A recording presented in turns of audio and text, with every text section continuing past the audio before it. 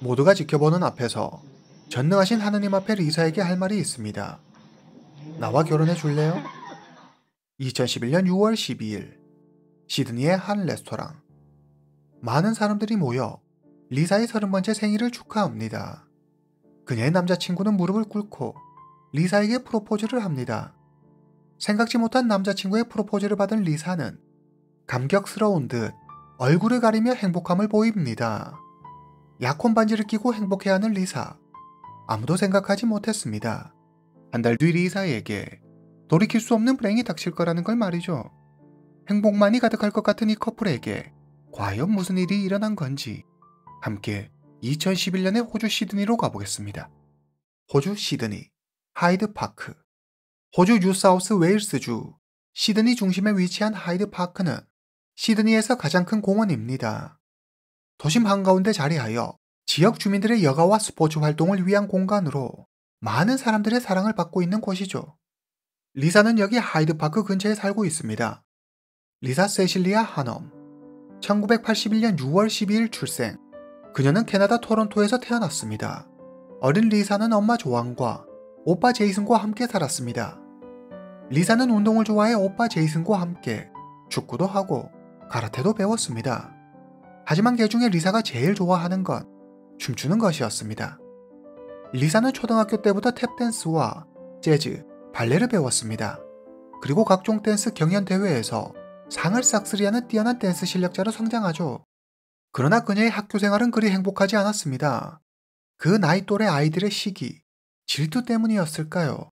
학교 아이들이 리사를 괴롭히고 따돌리면서 리사는 한동안 우울증에 시달립니다. 춤을 추기 위해서는 식단 관리가 필수입니다. 리사는 춤을 추기에 알맞은 몸을 유지하기 위해 음식을 거의 먹지 않았습니다. 그래서 거식증까지 걸리게 되죠. 우울증의 섭식장애까지. 리사는 치료를 위해 약 3개월간 병원에 입원합니다. 평탄하지만은 않은 10대 시절을 보내고 고등학교를 졸업한 리사는 토론토에 있는 더 베이라는 쇼핑몰의 향수 코너에서 일합니다. 일이 끝나면 직장 동료 제니와 함께 클럽에 가서 밤새 춤을 추며 놀았습니다. 그녀는 단지 춤추는 걸 좋아했을 뿐 술이나 나쁜 것들은 절대 하지 않았습니다. 리사는 밤새 클럽에서 놀고 이른 아침 집에 돌아온 날에는 엄마 조안이 끓여주는 차를 마시며 지난밤 있었던 일을 얘기하는 걸 좋아했습니다. 2004년 말 리사는 쇼핑몰을 그만두고 호주에 가기로 합니다. 그녀는 오래전부터 새로운 곳에서의 새로운 일을 꿈꿔왔습니다. 추운 캐나다와 달리 따뜻한 호주에서의 생활을 동경해온 리사는 우선 12개월 취업 비자를 받아 호주로 떠납니다. 2005년 1월 1일 새해 첫날 리사는 호주 멜버른에 도착합니다. 리사는 멜버른에서 4개월 정도 생활한 뒤 같은 해 5월 시드니로 거처를 옮깁니다. 그녀는 시드니의 한 화장품 회사에서 일하게 됩니다. 그리고 그곳에서 20살 연상의 직장 동료와 사귀게 되죠.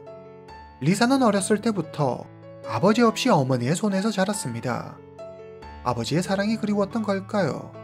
엄마가 자신과 오빠를 키우며 혼자 고생하는 것을 보며 자란 리사는 유독 나이 차이가 많이 나는 연상의 남자를 좋아했습니다. 2006년 두 사람은 발리, 베니스 등 세계를 여행하며 즐거운 한때를 보냅니다. 하지만 많은 나이 차이를 극복하지 못하고 두 사람은 결국 헤어지고 맙니다. 2009년 말 리사의 호주 비자 만료일이 다가옵니다. 리사는 시드니 생활이 무척 마음에 들었습니다.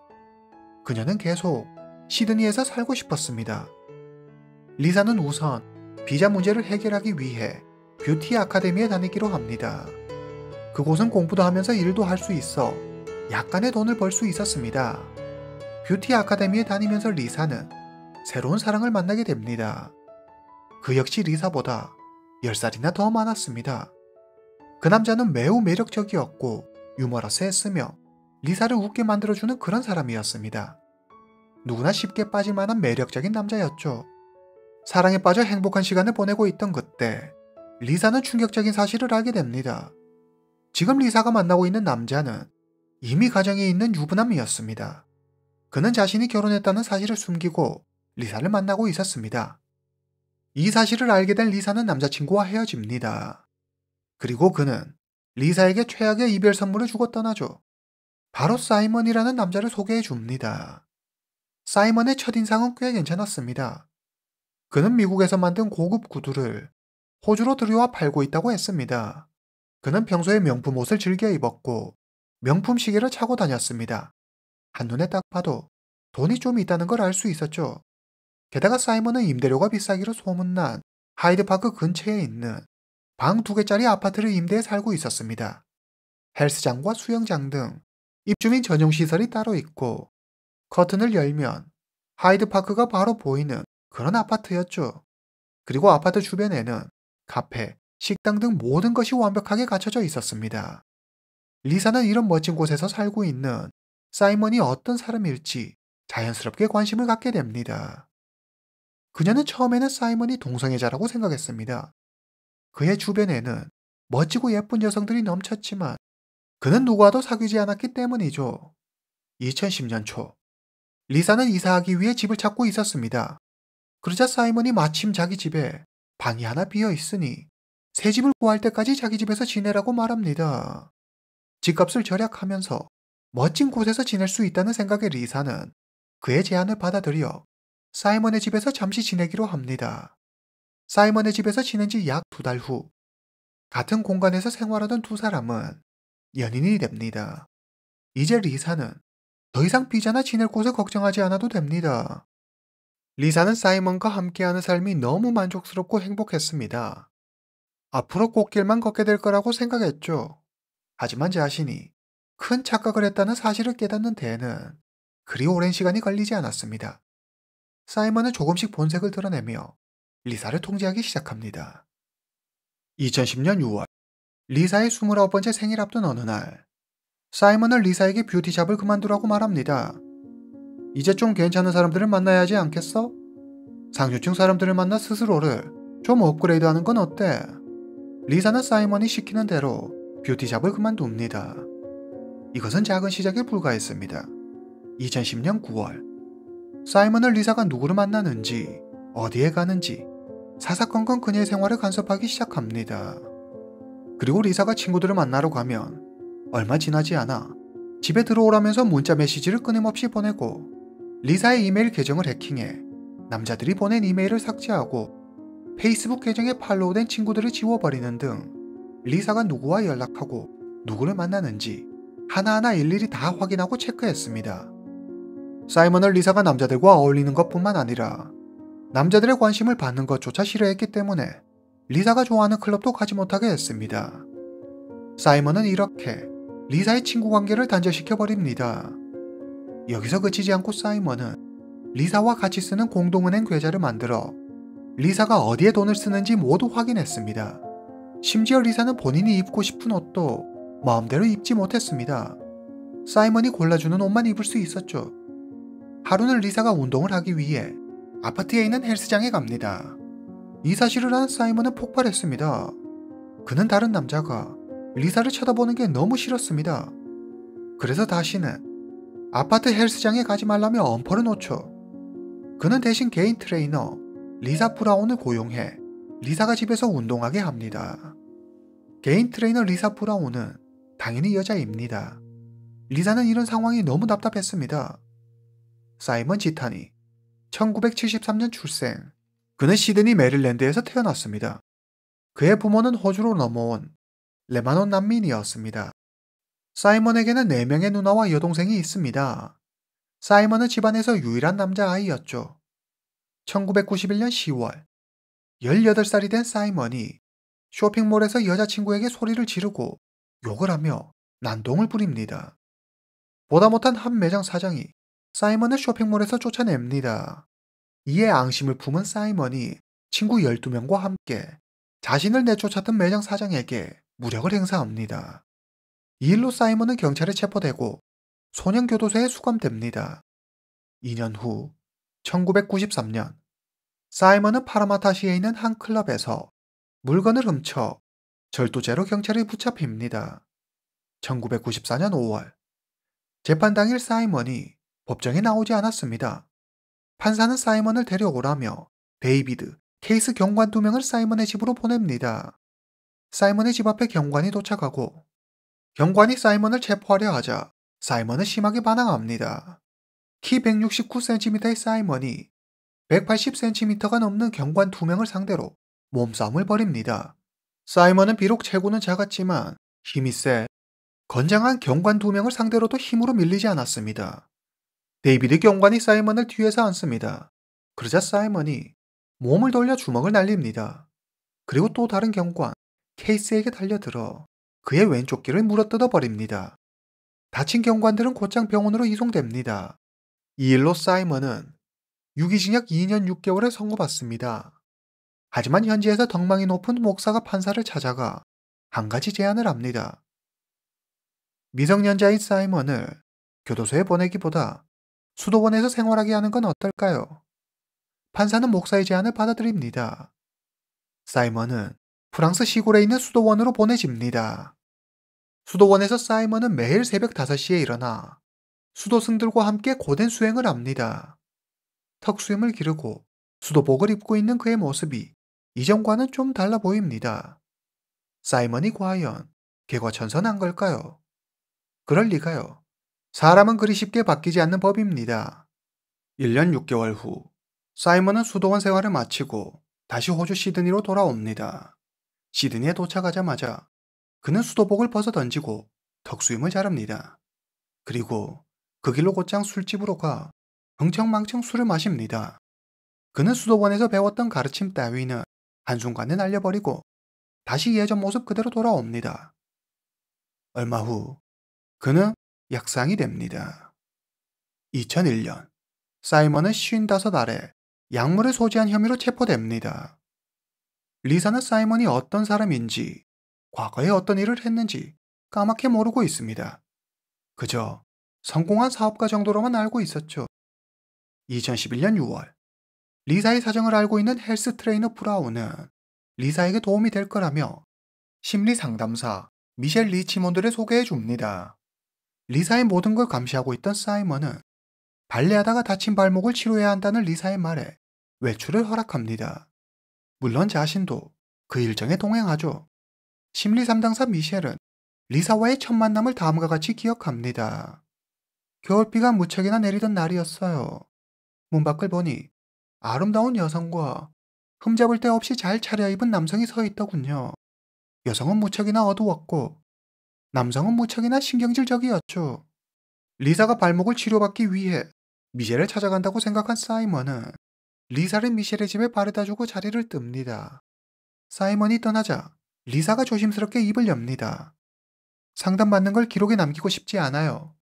리사는 자신이 상담받는 사실을 혹시라도 사이먼에게 들킬까봐 두려웠습니다. 그래서 그 어떤 증거도 남기지 않기를 바랬죠. 심리 상담사 미셸은 걱정하지 말라며 리사를 안심시켰습니다. 리사의 상태는 생각보다 심각했습니다. 리사와 사이먼이 만난 지 약 18개월 정도가 지났습니다. 그동안 리사는 많은 부분 변해 있었습니다. 사교적이고 활발했던 눈부시게 빛나던 젊은 여성의 모습은 온데간데 없고 생기를 잃은 눈빛과 표정으로 어깨를 축 늘어뜨린 채 자아 정체감을 상실한 여성의 모습만이 남아 있었습니다. 사이먼은 리사가 어디에 가고 누구와 이야기하고 무엇을 입어야 하는지 그녀의 모든 것을 지시하고 명령합니다. 리사는 사이먼의 지시대로 노출이 없는 단색 바지와 재킷을 입고 플랫 슈즈를 신고 깔끔하게 뒤로 묶은 머리를 하고 있습니다. 그녀의 모습만 봐도 그녀가 얼마나 그를 맹목적으로 따랐는지 잘 알 수 있습니다. 더 심각한 사실은 리사는 사이먼이 자신을 그런 식으로 대하는 것에 안정감을 느끼고 자신이 안전하다고 느낀다는 것입니다. 그녀는 사이먼과의 관계에서 혼란을 느끼고 있었습니다. 그의 구속과 억압이 힘들면서도 한편으론 그와 함께하는 것이 좋았습니다. 이런 리사의 복잡한 심리는 그녀가 엄마 조안에게 보낸 문자를 보면 알 수 있습니다. 엄마, 나 드디어 내 짝을 만난 것 같아. 난 이 사람을 사랑해. 이렇게 이야기하다가 또 다른 문자에서는 숨막힐 정도로 힘들다며 캐나다 집에 돌아가고 싶다고 말합니다. 2011년 6월 12일 리사의 30번째 생일입니다. 사이먼은 가족과 친구들이 보는 앞에서 리사에게 프로포즈를 합니다. 리사는 감동하고 사이먼의 프로포즈를 받아들입니다. 리사의 생일이었고 프로포즈를 받는 자리였지만 그곳에는 리사의 가족도 친구도 아무도 없습니다. 모두 사이먼의 가족과 친구들 뿐이었죠. 리사는 그들이 지켜보는 앞에서 누구보다 행복한 사랑받는 여성을 연기합니다. 그리고 사이먼이 얼마나 좋은 사람인지 사람들 앞에서 이야기하죠. 어쩌면 리사는 동화를 꿈꾸고 있었는지도 모르겠습니다. 그녀는 자신이 처한 상황을 몹시 혼란스러워했고 어떻게 해야 할지 갈피를 잡지 못하고 있었습니다. 2011년 6월의 어느 날, 리사가 사이먼 몰래 녹음한 파일을 들어보면 리사가 이 상황을 얼마나 힘들어했는지 알 수 있습니다. 리사는 모든 것을 통제하고 억압하는 사이먼에게 절규하듯 말합니다. else to do in my life other than you. I always wait at home for you. I do it like I don't go anywhere. I don't do anything without your permission, without asking you, without you being okay with everything, and I don't do anything other than whatever it is that you tell me to do. 리사는 이 상황을 바꿔보고자 사이먼에게 자신이 얼마나 노력하고 있으며 사이먼에게 맞추고 있는지, 이 답답한 상황에 얼마나 힘들어하고 있는지 말하지만 사이먼은 차분한 목소리로 리사를 달래며 말합니다. 지금 두 사람 사이에 아무 문제가 없으며 아주 잘 지내고 있고 자신이 리사 곁에 있으니 아무 문제 없을 거라며, 단지 리사가 어려서 잘 모르는 거라는 식으로 조용히 그녀를 세뇌시키고 있었습니다. In I'm my here life. for you, bro. That's I'm it. here for If you, I bro. have- You have my So feelings You when have you say me, the Mama. things. I might not say it all the time, or I might not, you might not think it or feel it, or even though we do have a beautiful relationship, I know that it is real and that I love you. 이렇게 그는 리사를 자신이 원하는 방향으로 조정하고 있었습니다.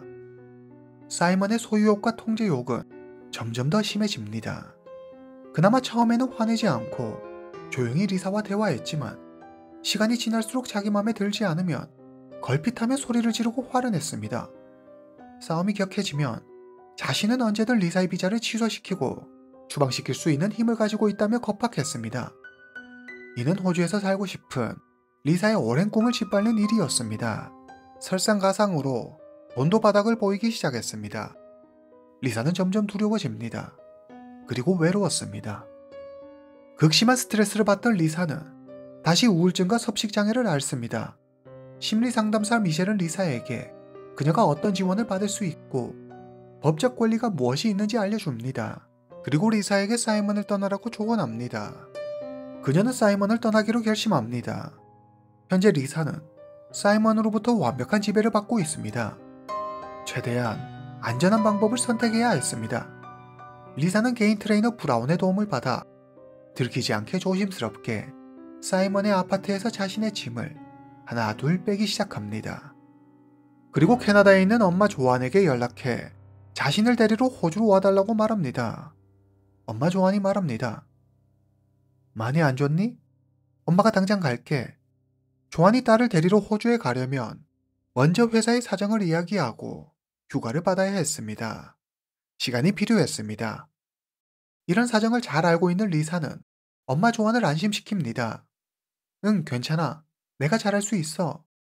그리고 미셸에게 문자 메시지를 보내 떠날 준비가 다 되었다며 곧 집을 나갈 거라고 이야기합니다.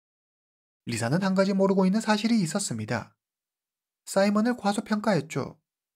리사는 사이먼이 집안 곳곳에 CCTV를 설치했다는 사실 정도는 알고 있었습니다. 하지만 그가 자신의 휴대전화와 컴퓨터까지 해킹해 자신의 모든 것을 다 보고 있을 줄은 꿈에도 몰랐습니다. 사이먼은 실시간으로 리사의 위치를 확인했고 리사의 모든 문자 메시지를 다 볼 수 있었습니다. 당연히 리사가 미셸에게 보낸 문자 메시지를 받고 리사가 곧 자신을 떠날 거라는 사실도 알고 있었습니다. 가만히 있을 사이먼이 아니죠. 사이먼은 리사에게 본때를 보여주기로 결심합니다. 그날 저녁, 미셸은 리사에게서 온 전화를 받습니다. 하지만 전화를 건 사람은 리사가 아니라 바로 사이먼이었습니다. 사이먼은 미셸에게 온갖 욕을 다하며 한 번만 더 리사를 만나면 가만두지 않겠다고 위협합니다. 2011년 7월 30일 토요일 아침, 리사는 자신의 휴대전화가 해킹되었다는 사실을 알게 됩니다.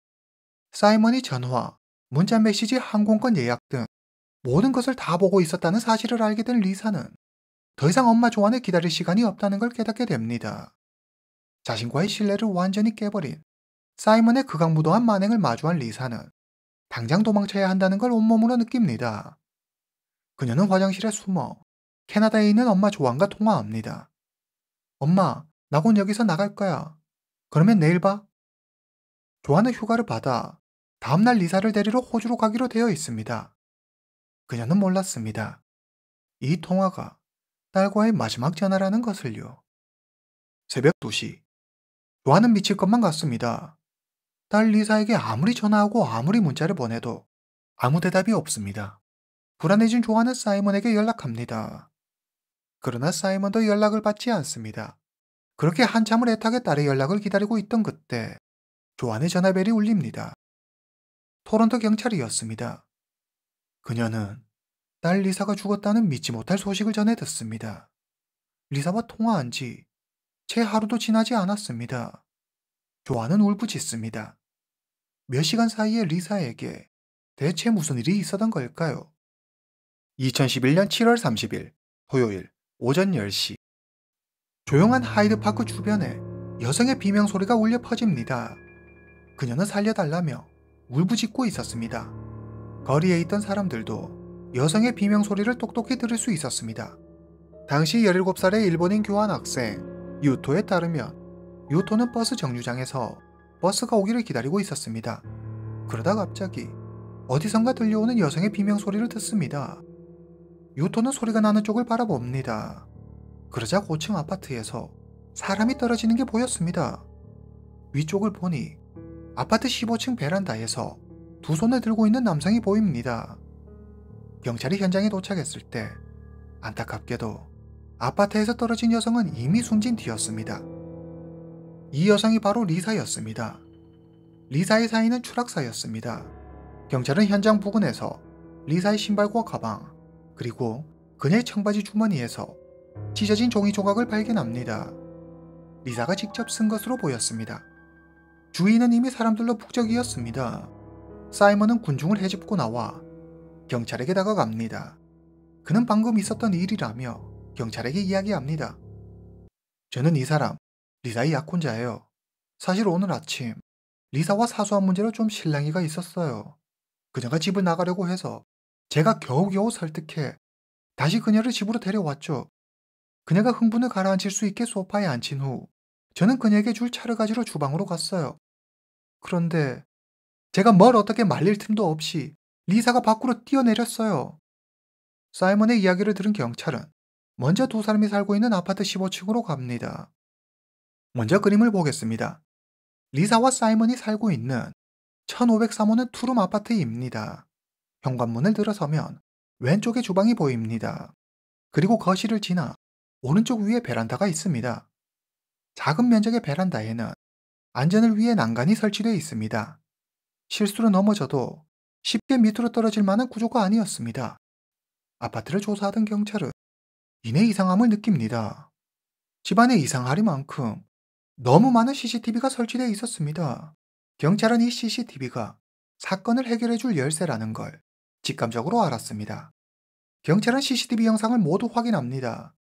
모두의 예상대로 사건의 진실은 사이먼의 진술과는 달랐습니다. 2011년 7월 30일 토요일. 사이먼은 아침 일찍 눈을 뜹니다. 그는 리사가 오늘 떠날 거라는 사실을 알고 있습니다. 사이먼은 리사의 메일과 페이스북을 확인하기 위해 해킹 앱을 켭니다. 그런데 로그인이 되지 않는 것이었습니다. 사이먼이 자신을 감시하고 있다는 것을 알고는 리사가 비밀번호를 바꿔버린 것이었습니다. 이 일로 두 사람은 크게 다투고 리사는 용기를 내 사이먼에게 떠나겠다고 말합니다. 그리고 가방을 들고 밖으로 나갑니다. 하지만 현관문을 나서자 사이먼이 따라 나와 그녀의 목에 팔을 두르고 입을 손으로 막은 채 강제로 집 안으로 끌고 들어갑니다. 아이러니하게도 사이먼이 리사를 감시하기 위해 문 앞 복도에 몰래 설치한 CCTV에 해당 장면이 고스란히 찍혀 있었습니다. 이웃 주민들은 당시 리사가 큰 소리로 살려달라고 하는 소리를 들었다고 했습니다. CCTV 영상을 확인하던 경찰은 리사가 사이먼에게 강제로 끌려 들어가고 69초 뒤 15층 베란다에서 떨어졌다는 사실을 알게 됩니다. 사이먼의 진술대로라면 69초라는 짧은 시간 동안 리사를 소파에 앉힌 후 진정시키고 주방에 가서 차를 준비했다는 건데 과연 이게 다 가능한 시간일까요? 경찰은 사이먼이 거짓말을 하고 있다고 판단합니다. 경찰은 사이먼이 리사를 집으로 끌고 들어간 후 바로 베란다로 끌고 가 밖으로 던져버렸을 거라고 추측합니다. 검찰은 사이먼을 살인죄로 기소합니다. 몇 달 뒤 사이먼은 그에게 보석금을 지불합니다. 2012년 1월 사이먼은 보석금을 내고 가석방됩니다. 그는 언론과의 인터뷰에서 자신의 무죄를 강력히 주장하며 주 법정에서 자신의 결백을 입증하겠다고 말합니다. 그런데 사이먼이 법정에 출석할 때마다 그의 곁을 지키고 있는 한 여성이 보입니다. 그녀는 23살의 레이첼 루이스로 사이먼이 리사를 만나기 전부터 알고 지내던 사이였습니다. 오랫동안 두 사람은 친구 사이였죠. 그러다 2012년 10월 사이먼과 레이첼은 연인이 됩니다. 사이먼이 살인죄로 기소되었음에도 레이첼은 개의치 않고 사이먼을 만납니다. 레이첼의 눈에 비친 사이먼은 완벽한 남자였습니다. 그녀는 사이먼의 과거 전과까지 다 알고 있었지만 모두 억울하게 당한 일이라고 생각했습니다. 리사도 사이먼이 던져서 죽인 게 아니라 리사 스스로 베란다에서 뛰어내렸다고 믿었습니다. 그녀는 언론과의 인터뷰에서 내내 사이먼에 대한 신뢰와 믿음을 드러냈습니다. 사건 발생 2년 후 2013년 11월 해당 사건에 대한 재판이 열립니다. 경찰은 아파트 베란다 난간에서 사이먼의 왼손가락 지문을 채취했다고 밝힙니다. 하지만 리사의 지문은 나오지 않았습니다. 그렇다는 건 리사가 직접 베란다에서 뛰어내리지 않았다는 걸 의미합니다. 리사가 슈퍼맨처럼 붕 날아올라 떨어진 게 아닌 이상 불가능한 일이었죠. 이때 검찰 측 증인이 한 명 등장합니다. 그는 사건 해결에 결정적 제보를 합니다. 사건 당시 리사는 큰 소리로 도움을 요청했습니다. 리사의 비명은 거리에 있는 사람들에게 다 들릴 정도로 아주 컸죠. 그때 마침 조슈아 라스멜이 하이드 파크를 지나고 있었습니다. 그는 ABC 방송사의 편집자입니다. 그는 리사의 비명 소리를 듣고는 무의식적으로 고개를 들어 소리가 난 쪽을 쳐다봅니다. 아파트 15층 베란다에서 상의를 입지 않은 남자가 검은색 여행 가방 같은 걸 들고 있는 게 보였습니다. 윗옷을 입지 않은 남자가 검은색 가방 같은 걸 아래로 던지는 걸 봤어요. 마치 그걸 버리는 것처럼 보였죠. 사이먼의 변호사는 리사가 난간에 가방을 깔고 올라갔기 때문에 그녀의 지문을 발견할 수 없는 거라고 주장합니다. 즉, 그녀 스스로 뛰어내렸을 가능성에 대해서도 생각해봐야 한다고 말하죠. 그리고 목격자 조슈아의 증언에 대해서도 그가 잘못 봤을 가능성이 크다고 주장했습니다. 사이먼의 키는 169cm이고 난간의 높이는 120cm입니다. 변호사는 체구가 작은 사이먼이 리사를 들어 던진다는 게 현실적으로 불가능하다고 했습니다. 부검의에 따르면 리사의 몸에서 다툼의 흔적이나 목이 졸린 흔적 등이 발견되지 않았다고 합니다.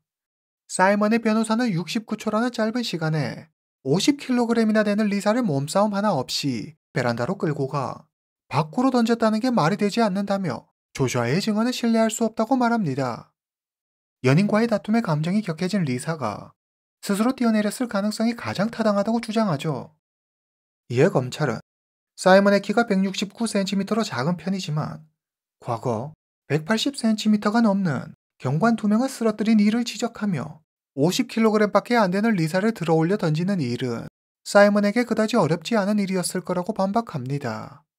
사이먼은 집 곳곳에 CCTV를 설치해 24시간 리사를 감시하는 것도 모자라 해킹 앱까지 이용해 그녀의 전화 기록과 문자 메시지, 페이스북 등을 훔쳐봤습니다. 사이먼은 자기 감정을 잘 통제하지 못했고 자기 뜻대로 일이 풀리지 않으면 쉽게 화를 냈습니다. 이런 그가 리사가 자신을 떠나려 한다는 사실을 알았을 때 그녀를 가만히 뒀을 리가 없습니다. 검찰은 주장합니다. 화가 난 사이먼이 리사를 강제로 집으로 끌고 가 기절을 시킨 뒤 베란다 밖으로 그녀를 집어던졌습니다. 배심원단은 며칠간의 숙고를 거친 끝에 목격자 조슈아의 증언에 따라 사이먼이 리사를 살해했다고 판단합니다. 2014년 2월 11일 사이먼은 리사의 모든 것을 통제하려 했고 리사가 자신을 떠나려고 하자 서슴지 않고 그녀의 목숨을 빼앗았습니다. 게다가 사이먼은 재판 과정에서 단 한 번도 반성하는 모습을 보이지 않았습니다. 재판부는 사이먼에게 18년 후 가석방 신청이 가능한 징역 26년형을 선고합니다. 재판 결과가 나오자 사이먼의 여자친구 레이첼은 크게 실망합니다. 그리고 얼마 후 두 사람은 헤어집니다. 판결에 불복한 사이먼은 즉시 항소하지만 2016년 법원은 그의 항소를 기각합니다. 리사의 엄마 조안이 말합니다. 여러분 주위에 누군가가 갑자기 연락이 끊기고 옷차림이 바뀌며 다른 사람처럼 변한다면 꼭 관심을 가지고 지켜봐 주세요. 그녀 또는 그가 위험에 처해 있을지도 모릅니다. 오늘 이야기는 여기까지입니다. 다음 시간에 뵙겠습니다.